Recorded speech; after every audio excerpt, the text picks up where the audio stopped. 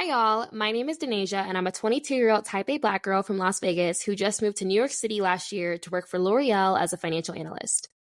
Hey y'all, my name is Faith, and I'm a 23-year-old type A Black girl from AZ living in Denver, working remotely for Cisco as a business analyst. This season is finally here, and we can't wait to share more about our personal lives, working big girl jobs, relationships, and life in general as type A Black girls. Hope you enjoy. Hi, guys. Welcome back. Hi everyone, welcome back to season 8 of Type A Black Girls virtually. Virtually, yes, I know we look a little bit different. Y'all are like, oh, wait. They've been doing the studio this whole time. Now we're back on Zoom. Listen, we're sorry. We just had to make sure we had a split between virtual episodes and in-person episodes this season. So next season, you'll see a lot more studio episodes. Still one more to come for this season. But this episode, we have a very special guest. If you guys are watching us on YouTube, which I hope you are, we want to welcome Meolah. Insert clap here. We're going to give Meolah the floor to introduce herself. We found her on TikTok because she was sharing her story about how she applied to 150 jobs and the job search. And I feel like a lot of people can relate right now. So we're going to give Meolah the floor to introduce herself. You can tell us where you're from, where you go to school, how do you get your master's, and any like background hobbies that you have.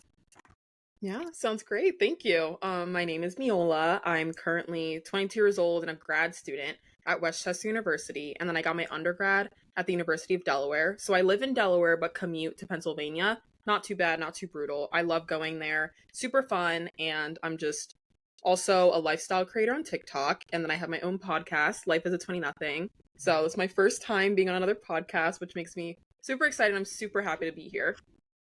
Yay! We're happy to have you. Yeah. So as you guys know, we haven't seen this in a minute, but we have our Rosebud and Thorn. I think this is the first one of the season. So Meolah, please do the honors. If you could tell us about your week. If you guys are new here, your rose is something good that happened throughout your week. Your bud is what you're looking forward to next week, and your thorn is something bad in your week. I got to see my friends, and I love seeing my friends. That's just something good for me overall. So that's all I've got, honestly. Everything else is kind of a little down, but Okay. Okay. Hey, got to see your friends, and honestly, girl time, especially in your 20s, because you don't get a lot of it in comparison to high school or even like undergrad. It's just like it fills you up. It really does. It's like, okay, I'm ready for the week. I needed that. Like that. This is what life is. This is what life is worth living for. Like this is it. Yeah. Especially at the beginning of the week too. Yes. Just to have a nice slow start. So no, that definitely makes sense. I'm sure maybe we can hear some of your buds and thorns as we go throughout the episode. But I definitely also want to do a question of the week. Our question of the week for this week is if your BFF had to describe you in 3 adjectives, what would they say and why? Meolah, would you like to go first? Yeah. I would say empathetic, which I feel like everyone probably says, but I feel like I have a lot of experiences that I can relate to with my friends, or at least try to relate to. So I think that's a really strong adjective that my friends would definitely use for me. What about you two?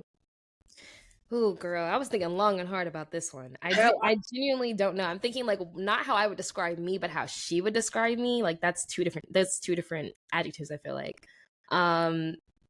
For me, I would probably say like just because all we do is giggle and laugh all the time, like I would describe that as our friendship. I would say probably unserious. That probably might be the first one. But I guess a more serious adjective I'd probably say as loyal, because I've been besties to my best friends since we were literally like 14. And that's when my ride or die. I'll do anything for her and vice versa. So I feel like loyal will probably be one that I'd say too.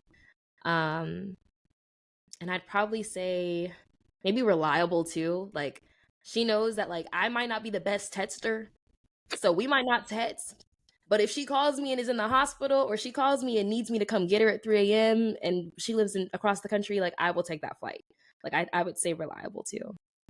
Yeah. For me, just like mom. Sorry, if you're new here, we call each other moms. Just like Denasia was saying, I've been friends with my bestie since I was 12. So it is a lot of giggles. Like I really take pride in like I make you laugh harder than your boyfriend. Like I really do enjoy that, because when we get on the call, she just be giggling. I'll be like, yeah, he can't do that. So he like we for lifers. Okay, so probably just a lot of just I guess funny. It would be funny. Down like I'm the firecracker in the relationship and she's the calm one. So if anybody's like Like, for example, that man who you call Voldemort or whatever you call him, if he were to ever take a step out of line and he came back in her life somehow, and she's in a very long term relationship, so I'm sure he'd never. But if I saw Voldemort, it's on site. Like, he just the Yeah. things he did to my bestie, like, So I would say down, and then a third one, I would just say like, it's so hard because I don't know what this adjective is, but I'm so close to her fam. I guess I guess sister, if sister can be an adjective, because Mm, like she left for a week during the summer when I stayed with her whole family, and I was the sister to her little sister and brother and her other little brother. Like, the stepdaddy, I was his daughter. Like, I it's so really sister, down, and funny. Those would be my three, because like that's my girl. I love my least. I love my least down. I don't know if I talked about her as much on this episode. I mean, on this pod, but I love my least down. Okay, so but Meolah, you only gave us one. What's I two more? know, I just we need realized. 2 more, girl. I'm about to steal yours. I think I loved the loyal, and I loved the sister one too. I think those are perfect. Those were just two perfect words, I feel like. Especially if you're so close with your best friend, Yeah, you have to be loyal, and you have to feel like a sister, you have to be there. So, I yeah, love those two. I'm going to take those both from you too. absolutely. So, Period. So Just yeah, get from another mister, honestly. That's what it's looking like. girl, no, like, Mhm. actually. But let's get into the nitty gritty of this episode. I'm so excited. Honestly, I was scrolling TikTok and I saw like the cap, or the title, like, I applied to 150 Which one jobs, and is- it was like 2 to 3 minutes. And to get somebody on TikTok to watch something for 2 to 3 minutes and not speed it up, like, you have to be talking at a decent speed, and it has to be like engaging. And that video got like a lot of views. So, but I had it saved because I was like, oh, she'd be really cool to be on the pod. But and then I just forgot. And then I was like, okay, we need guests. Where did she go? Because how you Period. save so many things, bro. So I ended up just typing like, I applied to 150 jobs, and you popped up, and I'm like, thank the Lord, because I watched it and I scrolled. I forgot to follow. I followed now, of course, but like, I am so glad you posted that, because everybody, the amount of stitches you got, and like, I mean, I was just Yeah. like, oh my gosh. And we will put all her stuff on our story, so you can kind of see what I'm talking about. But to start off, like, what are the typical job titles you've been applying to, and just kind of give us like your intro story to like how you started applying to jobs, why, the whole nine, and then we'll get into it from there. yeah, yeah, no problem. Well, first of all, rewind really fast if that's okay. Of course. When you were talking about the stitches, I like was taken back a little bit because I get so scared to look at those stitches because people on TikTok can be brutal. And I was Mm, scared that I got a good amount of comments too, which I'll get into later, yeah. that were like only 150, like you should apply to 500 by now. You would be surprised the comments I got on that video. So I avoid stitches like the plague. Yeah. I do not look at those stitches anymore because I was too scared that someone's going to say something that would hurt my feelings. Yeah. Um, but yeah, it did get a good amount of views for sure. But so for the job titles that I applied to, my current program for my master's is industrial organizational psychology. I don't know if y'all know what that Mm. is by chance, Whoa. Yeah. or no? Yeah. No, I haven't. It's a long title for something that's basically just like HR and consulting. So I just want to do specifically DEI though in HR. I want to do people analytics. I want to look into what job descriptions look like. Are they inclusive for everyone? If there's more men than women applying, why is that? And how can we get it so more women are applying for these jobs? Stuff like that. Mm. Um, so with those job titles, there are a lot of job titles within HR. So I've been applying to people analytics, DEI, talent management, organizational effectiveness, organizational development. There's probably 100 different titles under what I needed to do, but they're all so niche is the issue. There's Mm. barely, I would say there's not as many jobs for what I want to do. And a lot of people didn't get that with the video as well. So it was very hard to make that video with people making assumptions about what I was applying to because they didn't know my role. They didn't know what I was doing. Because I didn't even need a full-time role. I was looking for an internship when I made that. Mm. So Mm. it was a little bit different. It's kind of like contract work almost a little bit. So I was looking for like part-time or full-time for a limited amount of time. It was just a lot of different caveats that a lot of people didn't put it into consideration when they were commenting on the video, seeing the video. But in general, I'm just glad so many people saw it and could relate to it. That was the best part, seeing that. Well, the best and worst part, because it sucks that everyone is in the same boat as not getting a job. But it was amazing that I felt so much less alone being able to see that. And I was surprised because I actually got some referrals through that video. Like, I was Oh, able to Period. connect with a good, I know, right? Yeah, I was able to yeah. connect with a good amount of people through that video, just because they wanted to help me. So that was the best thing that could have ever came from that video. So I'm grateful for that. Wow. Wow, that's amazing. It's like that was an unofficial LinkedIn post on TikTok, really. So we can help you out, girl. Exactly. No, Wow. seriously. That Yeah. is So you mentioned like all the typical jobs you're applying to and stuff. How many jobs up until this point? Today's April 14th. How many have you applied to today? Do you know the number?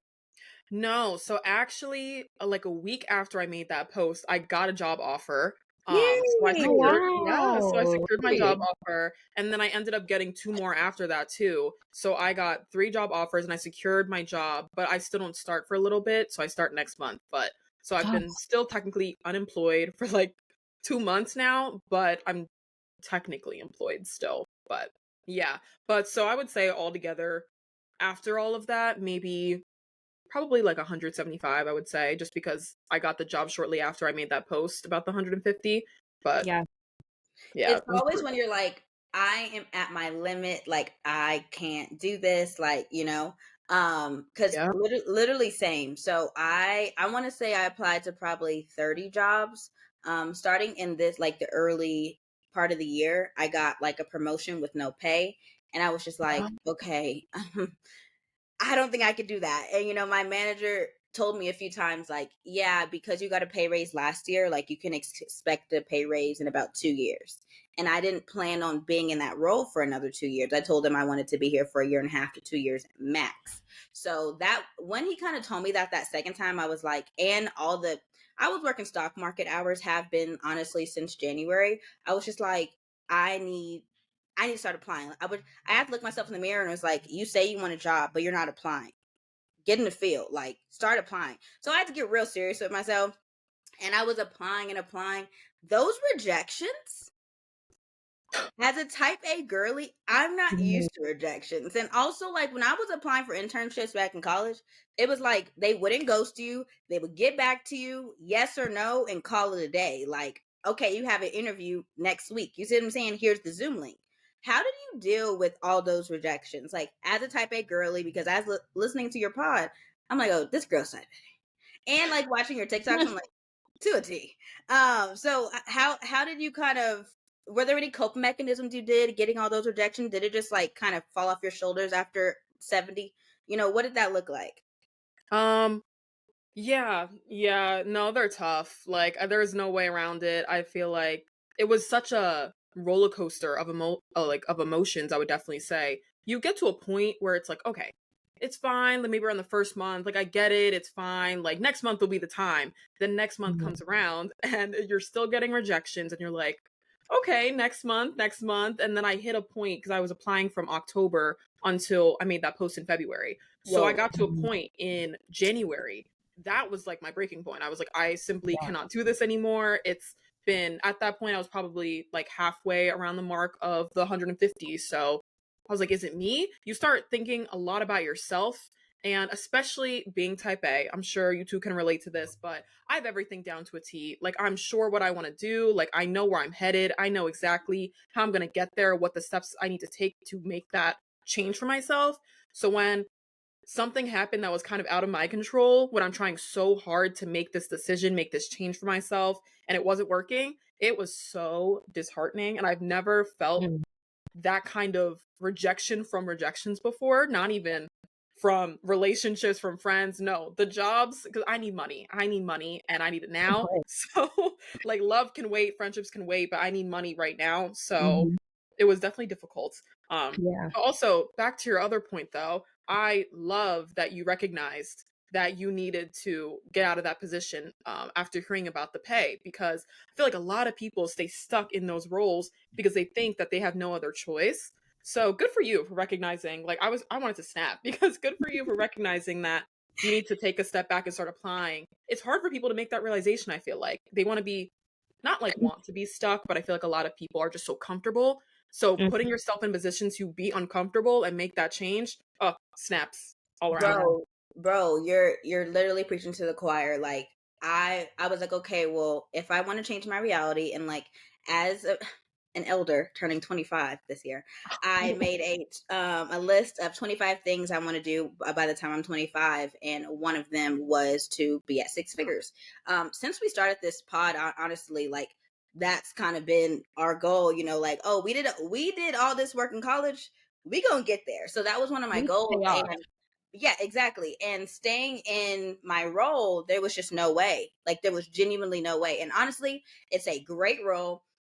My team, oh my gosh, my manager, truly amazing. But it's just like I love all these people, but also y'all not paying me. And like, so I'm like, okay, well, let me apply. Let me apply.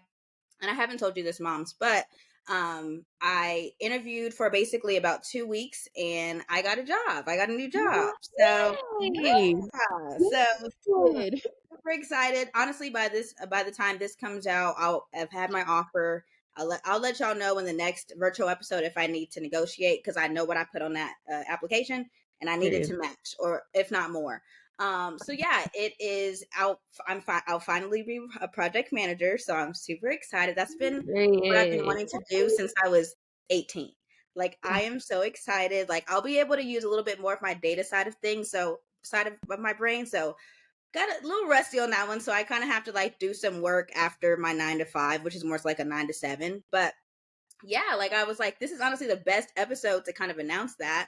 And I was like, I hope Meolah gets a job, because like I'm not about to say I got a job and Meolah didn't get a job yet. So I was like, I'm so glad you got a job, because I was like, perfect. I can also say that. So yeah, it's definite. Like there were, I don't know about you, Meolah, but there were definitely points in this journey of applying. I probably started applying early March, and now it's April 14th. Where I literally sobbed. Like I was just like, I'm getting so many rejections. Like I the first 5 rejections, 5 to 10, I'm like, yeah, that's fine. I was applying to things that I know I wasn't qualified for, but white men do that all the time. So let me just throw out my resume and fingers crossed vibes. But honestly, after that 11th one, I was just like, bro, like I need to get out of here. And it also sucks if you're in a job where you're like, I'm being overworked and I know I'm not getting rewarded anytime soon. Like it was also that like I'm working these long hours for a career that I don't want this to be my career. This is an entry level position. You see what I'm saying? And I'm just like, I have to be not miserable, but kind of miserable, just because the work I'm doing, I'm not really passionate about, from 9 to 6, 9 to 7, 9 to 8. After I have to apply to 2 jobs a day. And I feel stuck. I'm doing everything I possibly can, but like, I just feel so stuck. And I feel like I'm not going to hit my goals. And yes, I've been a little bit more type B, type P, but at the end of the day, to my core, I'm type A, and I really want to get majority of my 25 under 25 goals done. So it was like the blood, sweat, and tears vibes during applying to jobs. Goodness, the amount of tears, and just like, bro, like I just want to sleep, because I'm miserable right now. I'm genuinely miserable, and I'm sure the girlies can relate. But like, was there ever a time where you were just like, I'm going to go to sleep, because if I don't, I'm just going to think about me not having a job, or something around that? Like what were the emotions going through all those job applications? Yeah, I had to put the laptop down at some point. I had to know in my mind that, okay, it's midnight, it's 1 a.m. I need to stop reviewing the resume. I need to stop reaching out. I need to stop doing all of this and get some sleep. Tomorrow's a new day. I can try again tomorrow morning. There'll be more job postings in the morning. What am I doing at 11 p.m. at night just trying to get these applications in? It's fine. It can wait. 12 hours between the applications not going to kill me. So I just needed to be real with myself and know that it was kind of consuming my mind, consuming my brain, because it's like, what else am I doing? I'm really just sitting here waiting for a job. So it gets really easy to be all consuming and take over your mind. So I definitely just had to put the laptop down, put the phone down, tell myself I need to find a hobby or something. I need to do something else and just get my mind off of it. It can absolutely be very, very consuming. I'm curious also, like, what were your coping mechanisms? Because I feel like any time that you had as downtime, you probably felt guilty because it's like, oh, I'm over here having free time when I could be applying. Like, how Mhm. did you get around that? Like, almost guilt tripping yourself for having free time and like trying to decompress. Yeah, that guilt was insane. It was really bad because I really felt like I needed to be doing something to advance my career at some point, or Mhm. I just need to be doing something when it came to working jobs. I had to talk to my therapist a lot, and she basically told me that the only having a job is not the only form of work. You can be working on yourself and that is still work. You can be reviewing your resume and that's still work. But because a lot of us put a big emphasis on that financial component, we think that the only valuable work is a job. But it doesn't have to be your typical corporate job, but it can be you working on yourself, you getting another job, a serving job, bartending. You're still working and you're still trying to do more for yourself. So trying to put that into my mind and realize that life isn't work and life maybe this is something that is good for me, take some downtime, which honestly in turn worked out for the better because I could not have handled a job with this semester that I've been having. So I realized really everything works out for the best, and the job that I did get, more than asking for the pay, it was amazing. Like literally nothing more, perfect job, perfect company, everything that I want, and more. So everything really just worked out the way that it needed to, and I just needed to get a grip, basically. Yeah, Bro, delayed but not denied, or whatever they say. What did they no, say? you're right. Delayed? No, delayed, but yeah, I got it right. I'm like, wait, Yeah. delayed but not denied. Yeah, like I feel like maybe that time frame was meant for you to kind of explore other options too. Because I know now you're dipping into content creation, so like that also is now a form of work that's not necessarily a traditional job, but you're still like, exploring that path. So like, did that kind of open a door for you with content too? Yeah, I definitely could take myself a lot more seriously with content. I was doing it anyway because my previous job that I worked until December, it was remote. So I was able to have a lot more leeway with content creation. But now that I had so much more time, I was able to kind of pursue more things, kind of meet more people, go to more events. I was very grateful that it worked out like that. And I ended up getting some monetization through TikTok. So I was Period. not completely broke. I'm still keeping myself afloat, basically. Like I'm still pretty stagnant, but at least I'm not dipping under. So that's all that matters. So I got to lean into other forms and help other people out, get to be more creative. It worked out really, really well. Definitely. Period. Good. And I think in this like season of just applying and just like, okay, get a grip. Also, it's also like being grateful because it could be worse.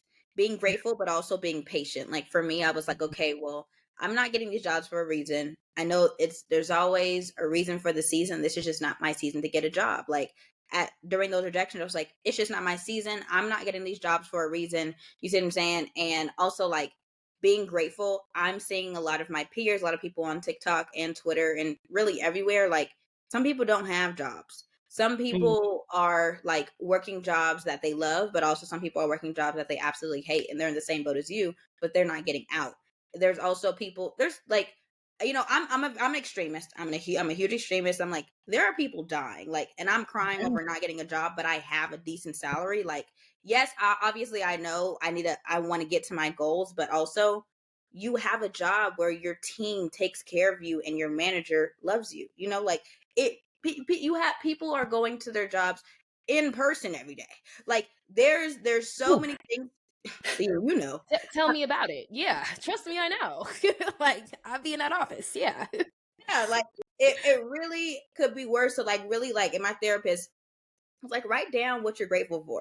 My life is actually really freaking good. So honestly, being grateful and patient during this season, and I know it's easier said than done because there were many a times where I was just irritated. Like, why would you have me apply to this job and then get back to me 2 weeks later saying, unfortunately, you knew when you saw my Right. resume that you weren't giving it to me. Like, just can we honestly be honest? And I don't know, Meolah, if you were like tracking in a Google template. I just looked up job tracker template and that's how I was finalizing what it was the overall pay, is it remote, where is it at, but those ghostings also like you kind of lose track. I'm not gonna hold you lose track because you apply to so many, you're like, oh, I forgot to add that one. But how did I like between the people that got back to you and was like unfortunately and the people that got back to you or didn't get back to you, like what was that kind of ratio?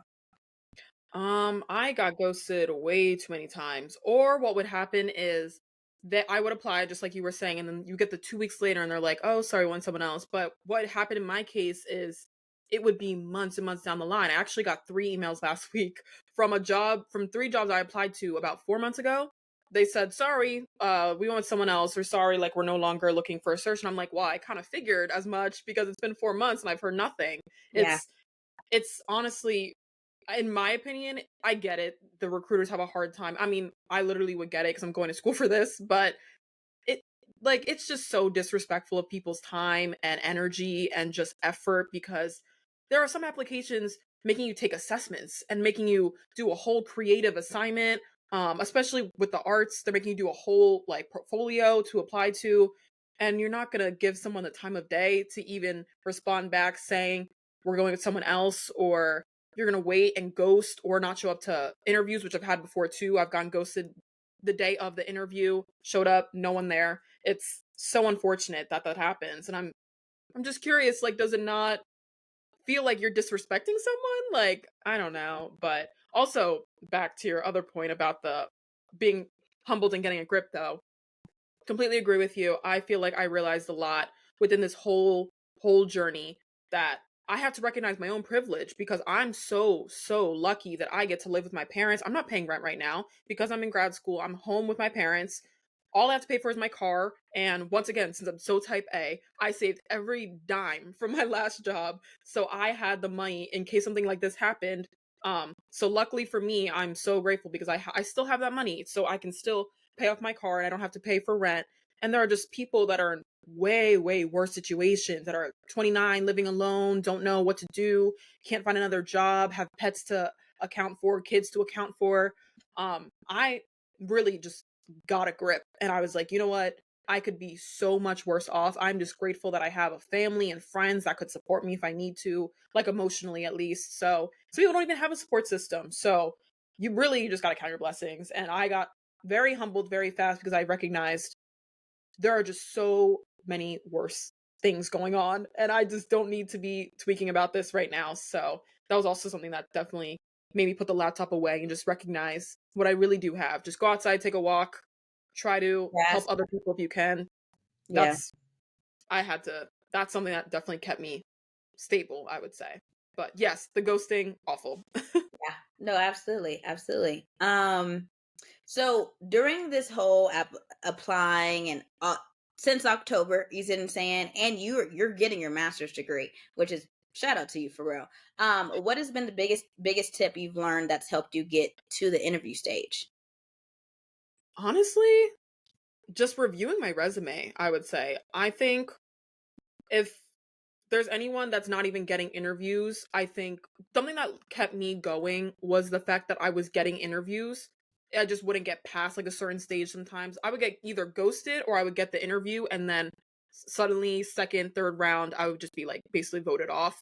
So at least I was getting the percentage of interviews that I was supposed to be getting for my applications. I think it's supposed to be like, I don't know, maybe 30% of your application is supposed to be getting interviews for. I don't know what the number is, but I was getting that number. Luckily, oh, maybe it's like 15 actually, but I was getting that number regardless. So I think if you're at the stage where you are not getting interviews at all, definitely reviewing your resume constantly and putting in more numbers helped me a lot. I know a lot of people love when you have numbers in your bullet points.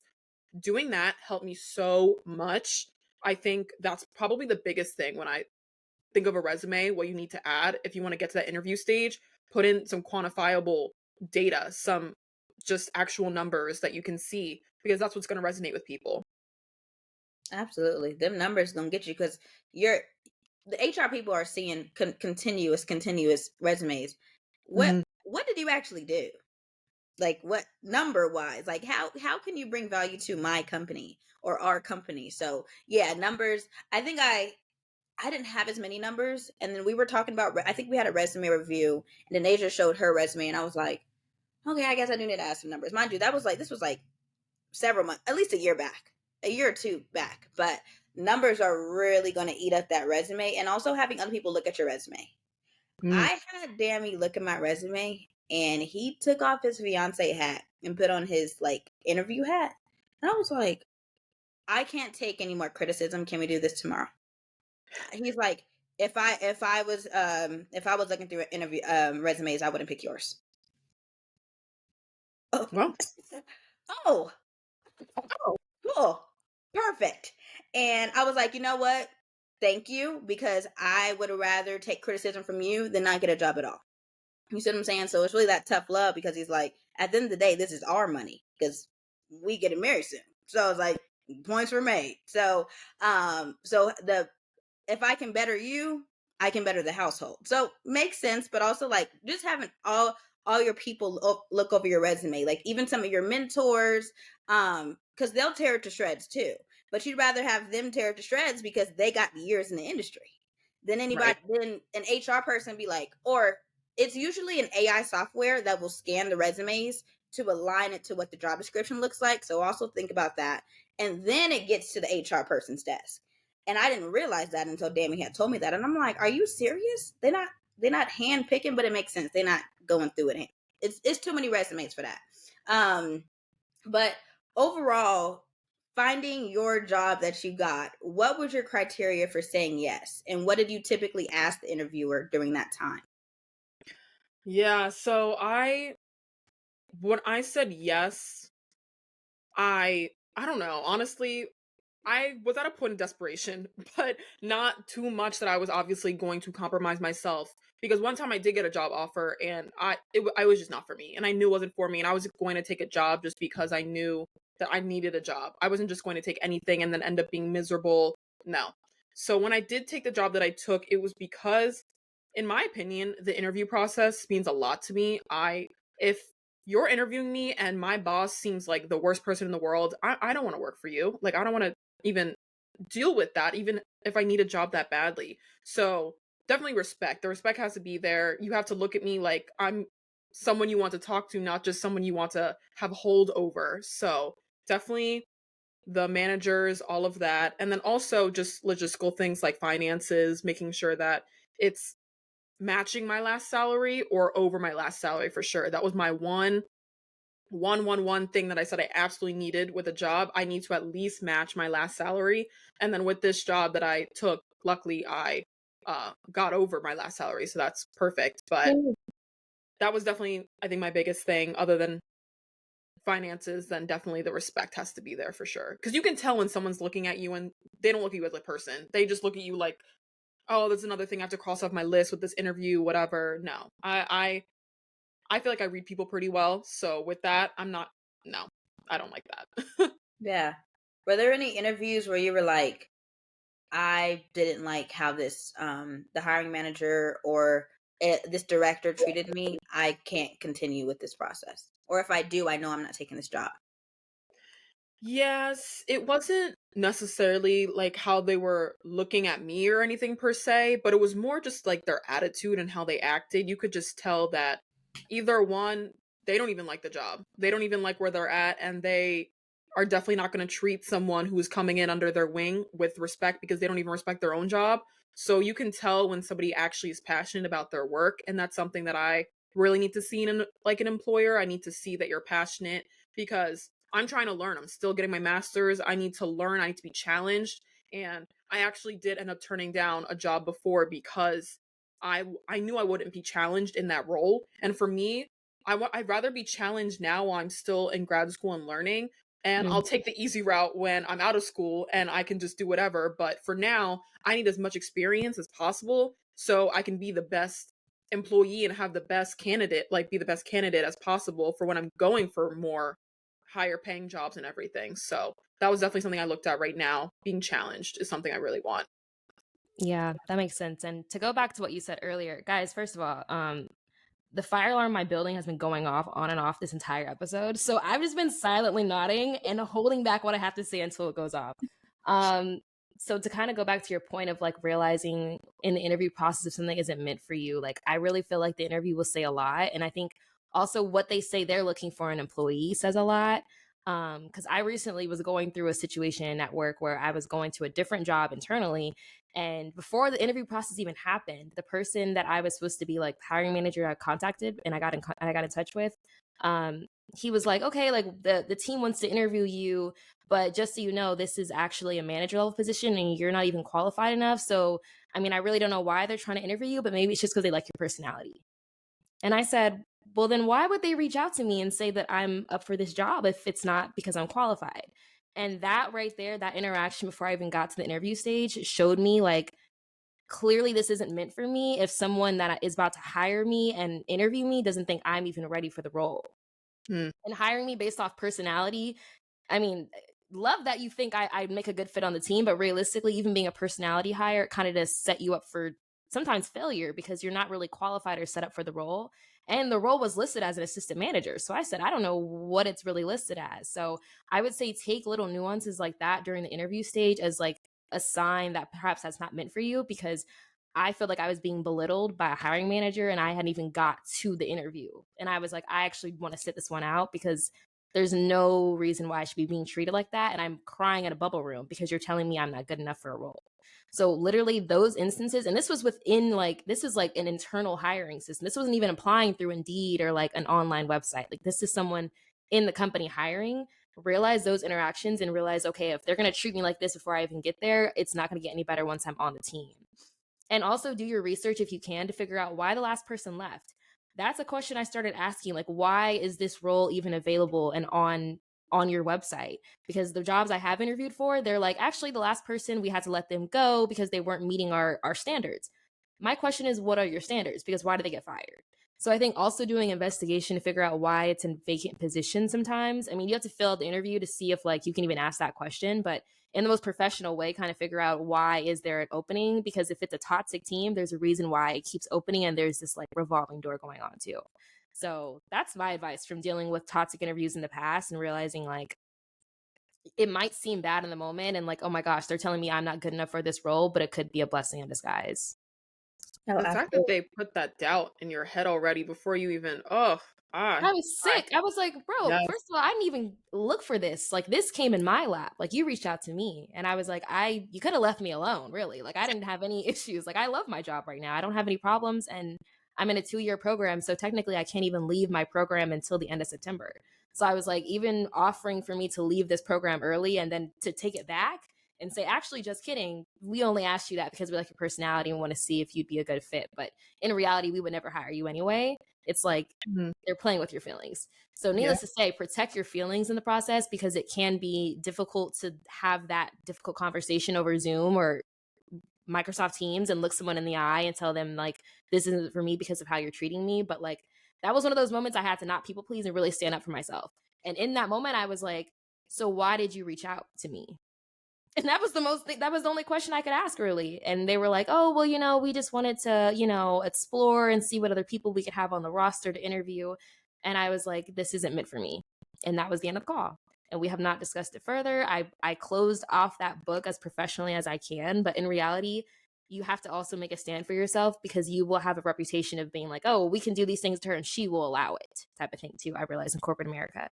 So yeah, I guess also part of it is just realizing if you are doing like internal moves in the company, be mindful of how you move about the interview process. Make sure your team knows too, because the last thing you want is for your team to be like, oh, like you're interviewing and like you didn't tell me. Like make sure you're having that transparent conversation that you don't burn any bridges. And then also make sure the role you're going to, they actually want you there. And they know that you're coming and they respect you too, because it's just kind of starting off on the bad foot. But yeah, To it that was really rough. to that point of internally jumping, it is, and also depends on the protocol of your company, of course. But I I literally had a panic attack on Thursday because I finished the interview with the director. He was like, "This is an interview. I just want to get to know you." I was like, "Okay, so I got the job." Like, oh my gosh, and I was like, "Oh my gosh, this means I have to tell my manager." And Mm, I love my manager down. Okay, love him down. But at the end of the day, he's still a manager, and we just had layoffs. You're not gonna tell me ahead of time if I was getting laid off. So I felt like, ugh, I'm not gonna tell you ahead of time if I'm interviewing. But the thing is, my manager has always been from the jump about like very keen on my development. Like, what do you mm, want to do when you leave here? How can I help you get there? Like da da da da da. And he's always known I wanted to be a project manager, but the interview process was super quick, and I was like, I just don't know what the corporate protocol was. And my recruiter told me, you don't have to tell him until you have the job.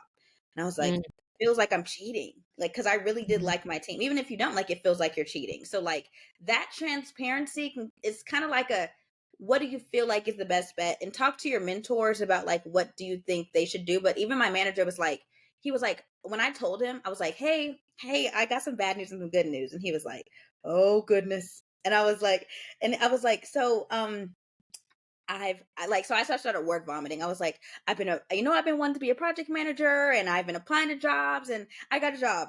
And he was like, congratulations. And I was like, that, Yep. oh, that's literally best case scenario. And I don't think a lot of people could say that. And he was like, and I was like, I was just so nervous. And he was like, I would be a horrible manager if you told me that you got a job you've been wanting since you got here. And I'm like, oh, well, why are you leaving my team? He's like, honestly, I wanted to hire somebody on the team, somebody new. So it works, but we just kind of have to work with your other manager. Like, how do we want to ramp you down and how do we want to ramp you up in that other role? And I was like, this is literally the best case scenario. Like, I'm literally catastrophizing before I get on this call, before I ping him on WebEx, like, hey, can we talk? And he responded so quick. I'm like, bro, go on lunch. Like, why are you always green? And he, like, not, but the thing is, not every manager is going to have that. And he was like, Mhm. my only question is, why didn't you tell me beforehand? Like, I know the hiring manager, and if it was between you and somebody else, I could have given you a leg up. And I was like, Mm. I didn't even think about that. Like, I really didn't. Literally same. Like, I didn't think about that. Like, your manager, if they're good and he literally used the word vibes. He was like, if you're getting a good vibe from a manager, like, tell them you're interviewing. But if you're not getting a good vibe, do not tell them, because there are bad apples in the company and they'll get Mhm. weeded out eventually. But like, if you have a bad manager, wait, because they may be able to like detriment you trying to get another job. And I was like, that's just so much thinking, bro. Like, corporate, you got to do so much thinking and you And might not even get it right. it's such a secret, like, secret society process, like, oh, well, if you know type of thing. Like, I had to find out that if I actually applied to a job, the second you press submit, it notifies your manager, your manager's manager, everyone on your team, your HR manager, everyone involved. So luckily for me, like, I was just open with my manager. I was like, listen, like, this opportunity came up. I'm gonna explore it. I let him know up front, because I was like, had I not, imagine his shock when he gets that email saying Denasia Thompson just applied to this job, and we'll let you know her like what happens in the feedback. Like, Yeah. definitely talk to your HR person or someone that that's been applying internally if you're in your company, because that would have been quite the fiasco if he would have got that email and I didn't let him know ahead of time. That's And Oh, also, scary. girl, I said, who thought of that? Like, you can't even be discreet. And honestly, you never really know who's also in your corner too, because when this situation came up last summer when I was in my first year, some teams had, like, I had networked with other teams and I had thought about making a different jump to a different, like, part of the company. And it had gotten around because I had talked to my mentor and he was like, okay, like, I'll put your name out there and, like, try to see who else can hire you or whatever. I remember his boss, and she I respect her so much, but she really scared me. She called me into her office once. It was like, Denasia, can we talk? And I said, okay.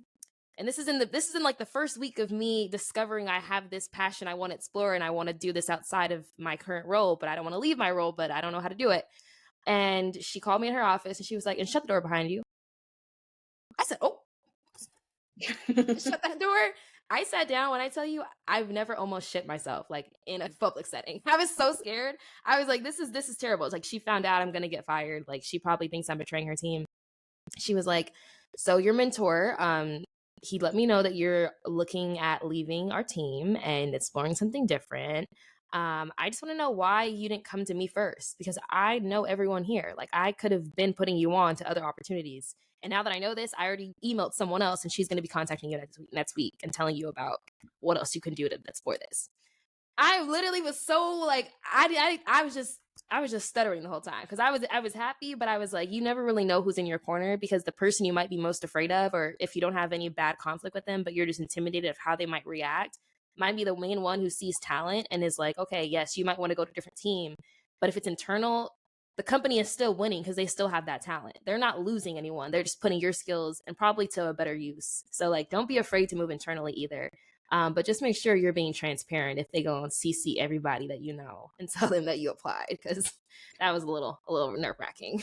That should probably honestly be one of your first questions to the recruiter. Like, I mean, the Yeah. recruiter asked me, like, have you told your manager you're moving? And I was like, no, and I don't want to. And she's like, that's fine.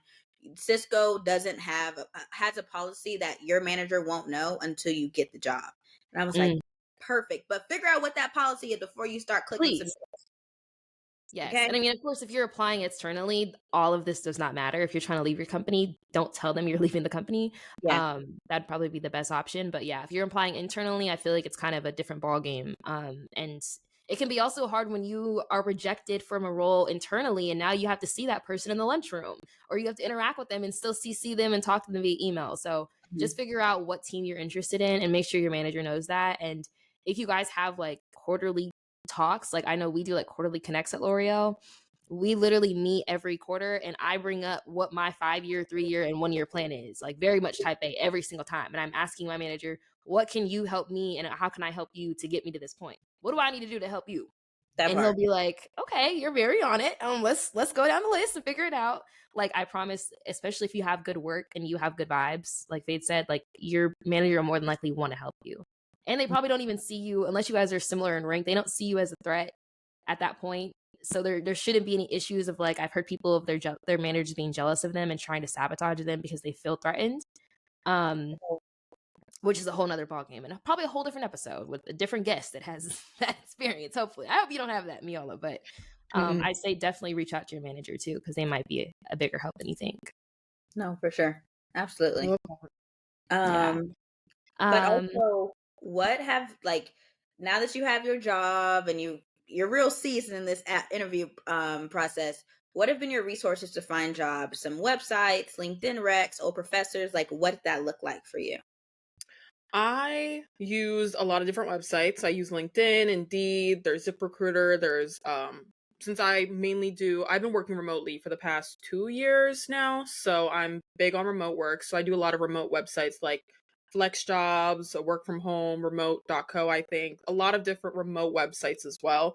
So I'll do those websites. I'll look into LinkedIn. I got to a point, I don't know why, I think it was my pride. I was like, I don't want to put a post on LinkedIn saying if anyone can help me out. Like, I don't want to do that yet. But then I got to a point where I was like, you know what? I just need to fine. lean on my community. I need to lean on my network. And that's what I did. So I put out a post, and some people were so helpful sending me different postings through my like direct messages and everything. So I definitely recommend if you can lean on your LinkedIn community, do that as well. If you can get a referral, do that as well. What I ended up doing that actually helped me a lot, so last year when I was interviewing for other positions with other companies and I got farther into the application process, but I didn't exactly get the job, I reached back out to them and I said, if you have anything else, because we had a great conversation last year, if you still remember me and everything, I would love if you could keep me in mind for different positions if you have any upcoming now. So that actually did help me a good amount. There were a few that I got to do the interview process again for. It was great. So I definitely recommend leaning on your old connections as well, or like old employers or old jobs that you got pretty far into the interview process for. So that helped me a lot, which I didn't expect to help me for sure. So that was a new one that I found. Yeah, and Yeah. also asking after the interview if you don't get the job, but you got to like, let's say there's 4 rounds, you got to round 3, asking like, what could I have done to make me that number 1 applicant that got to number 4 too? Like feedback, because realistically, there is a reason they probably have it written down as to maybe if there's something you said, but it might be hard to hear, but it'd also be more helpful if you can understand like, is there a pattern in what I'm saying that's making me not get to that round 4 or get the job? Yeah. Absolutely. Also, like leaning on your friends, leaning like friend nepotism. Use that. Like we all Yep. got degrees. Use it. I honestly, the only interviews I got was because of nepotism or because I worked at Cisco. So my first interview was, and they started talking about Python and SQL, and I'm sitting here like, I'm not getting this job, and I'm not going to the second interview either. But it was because Dammy referred me. And I was like, I would love to work at my man's job. Would love to bug him at his office. Like I was literally daydreaming of like this job. Then I got the interview and I was like, yeah, you're talking about A/B testing, a whole bunch of like data analysis software that I simply don't use, or if I have used it, I used it back in college. and Mm. I haven't even coded in years. So I was like, okay, not getting that job. And with Cisco, I had 5 interviews. First interview was a recruiter, cool. Second interview was with the hiring manager, cool. And she was like, why does this lady say this is going to be a 24-hour role? I'm like, you know what? That's okay. I need to move somewhere. Like I, Stupid. so I was like, you know what? That's fine. Like, let's go to the next interview. She's like, you cool with that? I'm like, yeah. So then I go to the third interview and I talk to, it's my coworkers. It's a group of 3. I mean, a group of 2, including me, will be 3. And they were like, I was like, hey, quick question. Like, the hiring manager said it was a 24-hour role. What does that look like for you? And they were like, they started giggling. I was like, what are y'all laughing for? They were like, we might have some early meetings with China and some late meetings with India, but like, we have a good work-life balance here. I'm Period. like, I like Nice. that. Like, really asking questions of like, what does this role look like? Like, oh, do you like that? What do you like about this role? And honestly, as I got higher into, especially specifically the director interview, I was like, what do you do for your people? Because I'm coming from a team that they Mhm. ride for me. Like, what do you do for entry level people? Like, he really loves continued education. He said like the team will be okay with paying for my PMP and giving me time to study for it. Like, he's like, if you need just an hour a day to just only study for the PMP, like, I'm totally cool with you doing that. Like, I was like, will you pay for travel if I need to travel for one of my like employee research groups? He's like, absolutely. I love that you're a part of that. Like, he was down for the count. He was like, I like bi-monthly like skip levels. I was like, you put the skip level on my Period. Oh, you. You guy. So it was just like really asking those questions about what the team looks like. Because at the end of the day, Mhm. your team and your leadership is really what matters. And it's going to make or break if you actually enjoy the job or you're like, I'm genuinely dreading this. Like, the work is cool, but I hate the staff. I hate everybody Yep. on this team. And that could really make you not want to go to the team. And that just reminds me of Dunkin' Donuts. I mean, I know it's like corporate versus Dunkin' Donuts, but at the end of the day, it's people. The Yep. people will really make you be like, I gotta get out of here. And that Mhm. that was that was Duncan. And then also when I worked at a defense contractor, it was like, y'all old and y'all just want a pension. Like, y'all don't care Man, about this. no. When I worked also in government, that was the worst job I ever had. We were Really? literally in cubicles. Like, it literally felt like I was in like not even the office. At least that was entertaining. I was Mhm. just in like a random 90s sitcom where they were just literally all sitting in their offices all day long. Like, no one speaking to each other, no one talking. And that was from 7 a.m. to 6 p.m. every day. But I had Fridays off, so that was cool. But still, like, every day, it was literally torture. So figure out if the lifestyle matches too. And also, when I was interviewing for this job that I have currently, I asked like, who is the most successful financial analyst that you guys have in the company right now, and what do they do? What do they do that makes them different than everyone else? That way I can figure out what they actually value.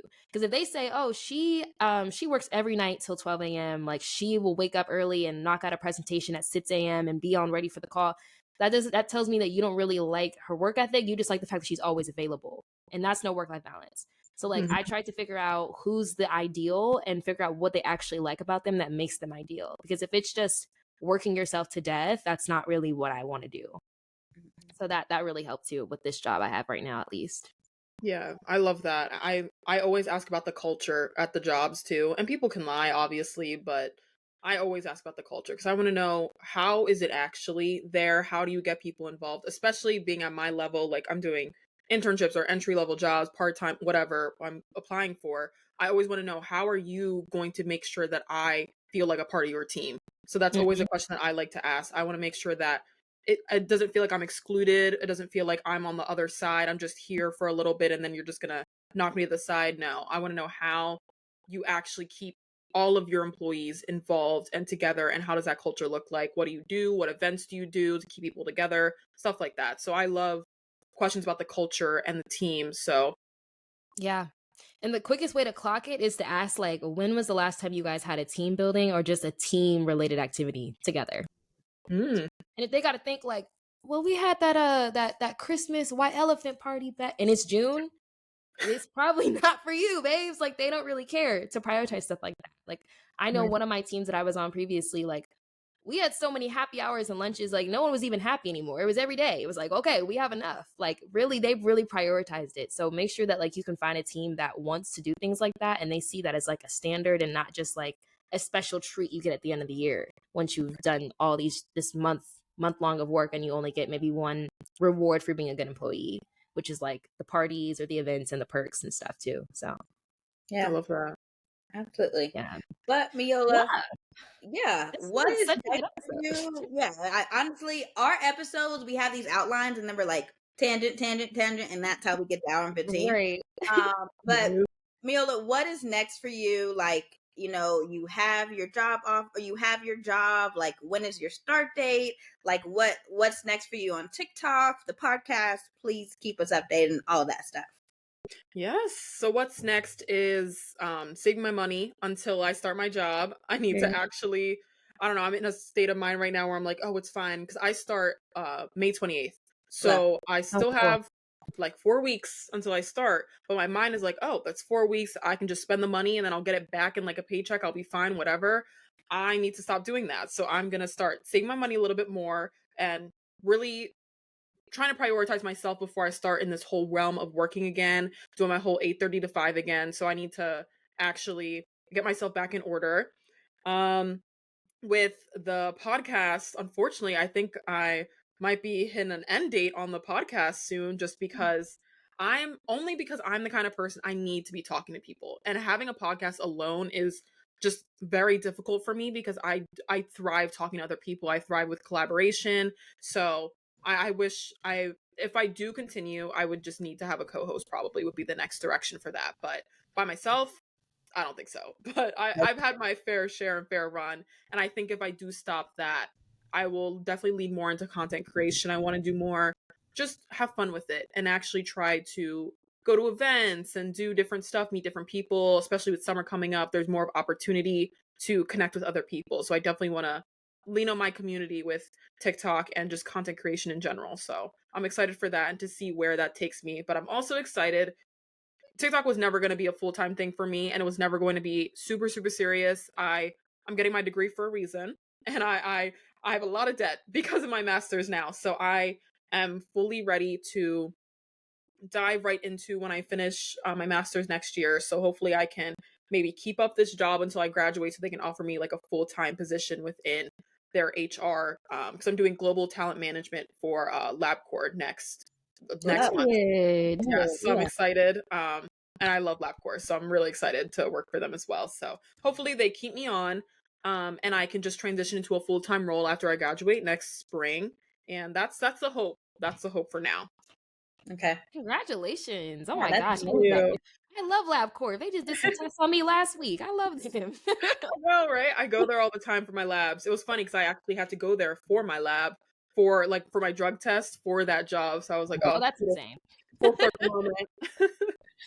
Oh my gosh. Mhm. Well, we love that. We love to hear that you're doing good things. Of course, we're going to have every single link you have will be in our description so we can put you on with the girlies and they can subscribe to you and follow your journey.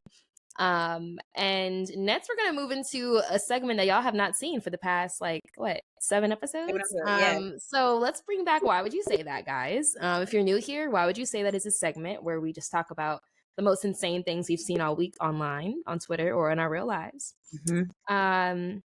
Twitter there's been a lot going on since we had our last Why Would You Say That, to say the very least. Oh yeah. Oh, it's been a minute, moms. It's been a minute. We're I don't know, we're Hallie didn't had her baby. That was the last thing we left off on. No, big facts. Big facts. She done went to a tropical island for her birthday, painting that baby's face with some mud. Yeah. DDG talking about Ruby Rose. I don't know what's going on. It's a lot, but maybe we could just popcorn around just some things that we've seen in the past, however many weeks it's been. Yeah. I can honestly go ahead and go first. There was if you're on YouTube, you can definitely see this, but that guy, that big old black guy that's always dancing, look like very slate. Yes. Somebody said he would have been been at a food court. Bro, Yes. this man is dancing in ripped up shorts, a cut up Zara top. It looked like, and some cowboy boots. And somebody said he would have been a fantastic Slate. And I'm like, yeah, like he really, really would have. And then No, somebody said, hey, Fat Billy, do that little dance for me, boy. Come on now. Why would you say that? The internet. that's insane. The That's insane. Mm. Like what? Somebody talking about something. He just big and dumb. Like this. Honestly, this man is literally a clickbait in one person. Like you're gonna click on him not because you want to watch him, but also it's just because you can't look away. I can look away. I done muted him on every platform, baby. Him, Krishan, and Blueface are muted on every platform. I'm not dealing with it. I'm not dealing with it. um, So if you guys don't know, there was an earthquake in like New Jersey / New York like 2 weeks ago. And someone, like the Karen tweets, it'll be like, oh, don't let the earthquake distract you from hitting the ground running in Q2. And it's this little face, that little nose scrunch. I Oh, I love this love that. lady. I was like, bro, I heard these exact words this morning. Like, why would you say that? Like, I promise if we could just breathe for just 1 second. Bro, literally, we're going through an earthquake. Give me the day off. The amount of things that have happened with, I don't know if it's Mercury in retrograde. That's what my coworker said. I don't know. But between the earthquake, the eclipse, it's been a lot going on in life. And Mercury needs to turn the other way again because I'm over it. No, absolutely, absolutely. What about you, Meolah? I think mine is actually from my TikTok comments that was crazy. So actually dealing with this job search and everything. So people obviously love to give their own unsolicited advice in the TikTok comments, especially when it comes to the job search and everything. So people are trying to tell me that I should change my name to get more jobs. I was like, my birth name, my government name, I need to God change my given name. name, what? Yes, I need to change my name. They said I need to take my nose piercing out. That was a little less bizarre. They said I need to change my braids. That was not new, but yeah, yeah. The name was crazy. That was the first time I've ever heard that, though. They said change my whole name. That's nuts. I know. That's nuts. And that's funny because I feel like a lot of, especially if you're a Black girl in corporate, like you kind of go through this tussle. Like when you first start, it's like, okay, what hairstyle do I do? Do I come out the gate with like the silk press to try to seem like I'm conforming to like, that standard? And then I switch it up once I get the job. Like that was a really big struggle for me. I was like, do I go natural at first? That way they are already open to it and they know. And if they have a problem with it, I know I'm not I'm not supposed to be a part of that company. Like it's kind of hard to figure out what style to go with as a, like at least a Black girl in corporate, Agreed. Very hard. and I what's like that. considered professional. Like my natural hair that grows out of my head should be professional. It's Yeah, Right. you know, yeah. The other Black girl on Hulu, this like it's it's a little not dystopian, but it's like science sci-fi, but like it really goes into those like, oh my gosh, there's another Black girl at work. Like, is she cool? Is she gonna try to take my job? What kind of hair do I need to do? Do I need to be like her? Like has all those themes. So honestly, watch it, but it is a little scary. I'm scared. I'm a scaredy cat. But it's literally like worst possible scenario for you getting a new Black coworker. Literally, No. especially as a woman. Worst. Is it giving like Insecure when Molly was started by that other Black girl that came into the office and she was like trying to tell her like, oh, you need to act a certain way. You remember that episode?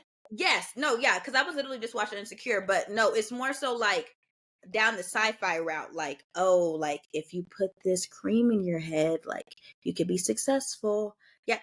Oh Oh, yeah. that's giving They Clone Tyrone.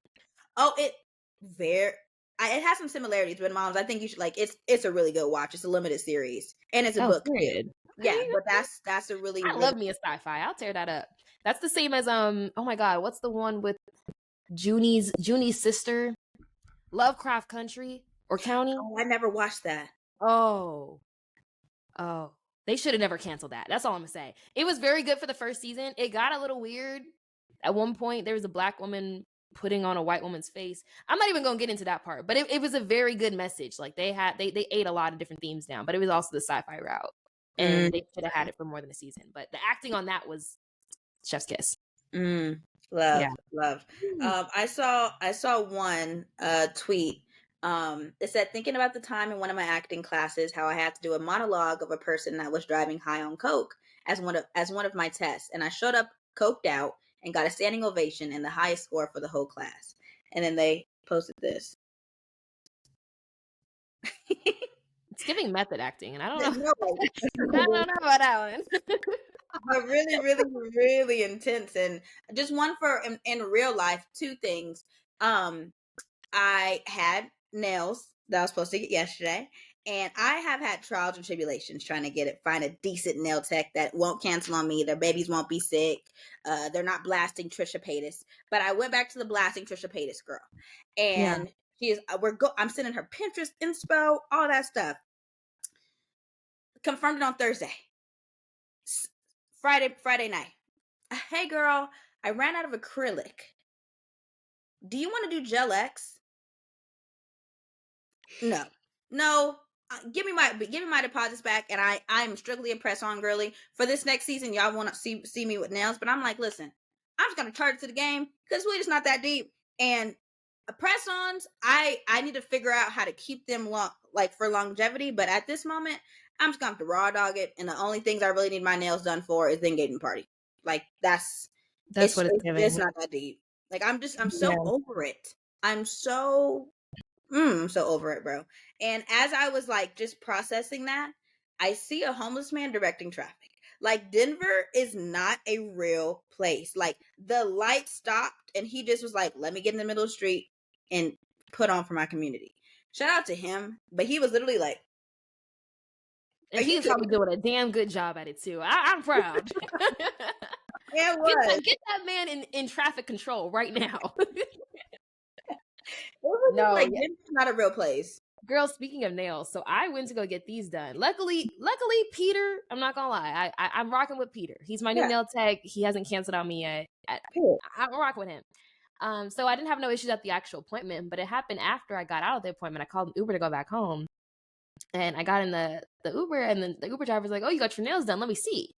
I said, "Oh, okay." So I'm doing like a little, you know how they have you pose? I'm like, Yes. I'm like, "Oh, you like him?" He's like, yeah, I like that. He turned on the lights, looking back, traffic. I'm like, okay, eyes on the road. So he keeps on driving, and he's like, "So what do you do?" And I'm like, "Oh, I don't know. I like, this is my time to lie." Like, I just start making up the most elaborate stories in Ubers. I'm like, "Oh, like I just moved here from Oklahoma. I work in social media." Like, complete just lies, bro. And he was like, "Oh, social media. Like, I make TikToks. Like, can you help me with that?" And I was like, "Well, what's your content?" He was like, "Well, do you have a boyfriend?" And I said, "I do. I'm going to his apartment right now. Mind you, it's my residence. I don't have a boyfriend." I was like, yeah. He was like, "Do y'all make sexy videos together?" I said, "No, I don't. Why would you ask me something like that? That's a weird thing to say out loud. That's a really weird thing to say out loud." And he was like, "Well, I make sexy videos, so I think you could help me out with that if that's what you work in." Wow, 1 star. Not When I 0 said stars. social media, I didn't mean OnlyFans. Like, it just didn't understand. Then at this point, I just giggled it off, and I just look out the window, and we drive by a church. He said, "Oh, that's actually my church." I said, "Oh, do they know you make sexy videos?" He said, "Oh, it's a good one." Like, I'm not playing with you. Like, shut up. What are you talking about? Oh my gosh. And then he asked for my business card, talking about, "Well, I know you work in social media. Like, I really do want assistance with my content." I'm not offering. Yeah, I said, "Whatever you got cooking, I'm not tasting it. You got it. Leave me out of it, big bro. I'm good." That's literally so uncomfortable though. I know. I said, "Javier, you're getting reported, like, actually right now." So yeah, no issues at the nail appointment, but clearly I can't escape it because it happened after. So this is like a normal thing. Like, I don't know what it is with me getting into Ubers, but men will just be mad creepy. The last Uber I got into to go to work, he was like, "Oh, like, how old are you?" Like, my son's like 24. Y'all look about the same age. Like, if you want, I could just set something up. I can give you his Instagram, his number, whatever you need. I'm not trying to go on no blind date with your son. Mind you, I done lied about everything. He's like, "Oh, he works in contract too." Yeah. I'm like, this is a fake persona. Like, you don't even know the real me. The only thing they know is my name because it says that on the Uber app. But yeah, that's why you gotta lie in Ubers, guys. Because if he really did know my real name and where I work and where I live, it would have been slow. Yeah. Yeah. Be safe out there, ladies. Be safe. Wow. Yeah. If you're in New Jersey or in New York, and there's still tickets available, please buy tickets to the South House event on April 20th. Correct, Mom? Yeah, it's 3 to 10 p.m. If you go to South House, let me find their at right now. If you go to South House, this is going to be our second Type A Black Girls meetup. So if you haven't already seen our post, it's called South House NYC. So go ahead and sign up. Last time we did a cute little pizzeria meetup. It was very cute. We got to know the girlies, but we agreed next time we're going outside. It's getting warm. So we're now doing we're going to this day party. It's like rodeo themed in honor of our Beyonce queen. It's going to be a lot of yah all weekend. So just go ahead and sign up. It's going to be from 3 to 10 p.m. and we're going to be there. And I think we have at least one Type of Black girl confirmed so far. Yeah. So come party with us, guys, and bring your cowgirl boots, bring your hats. I'm going all out. So yeah, I had to get some cowboy boots. And honestly, I mean, I think it's too late for Sheen, but Sheen kind of is that girl for cowboy boots. I was like, yeah, I'll go, because I'm not spending $200 on them cowboy boots. I'm not wearing these multiple times. No, I don't even like country music like that. I really don't. I'm waiting for Act 3 rock. Okay, that's what I'm waiting for. Hashtag raw XD. I'm waiting for that. I'm not worried about this. I love Cowboy Carter, and I love Renaissance. I love this lady. I do. But realistically, yeah. So just get your cowgirl hat. You don't even really got to do too much, and we're gonna go party together. So, and there's probably gonna be after party. Y'all know I'm not really in the party scene, but I was like, so I think we should get. What time do you think we should get there? And she's like, Mom's. This girl said we should get there at 4. It started at 3 and it goes till 10. I said the all day ranger. We're not.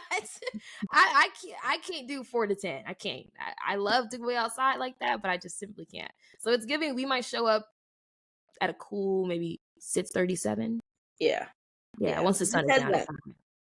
Yeah. We'll be in contact. If you guys DM us personally, we also have a group chat of the girlies that went last time. We're just sending updates and when we'll get there and stuff and meet up with you guys.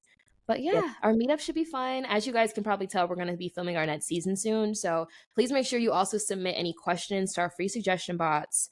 We need the girlies to submit their dilemmas out. We can answer them live.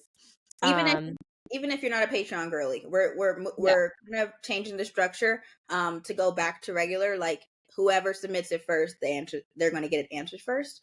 So if you submit it now, it will definitely be in next season's episodes. Yep.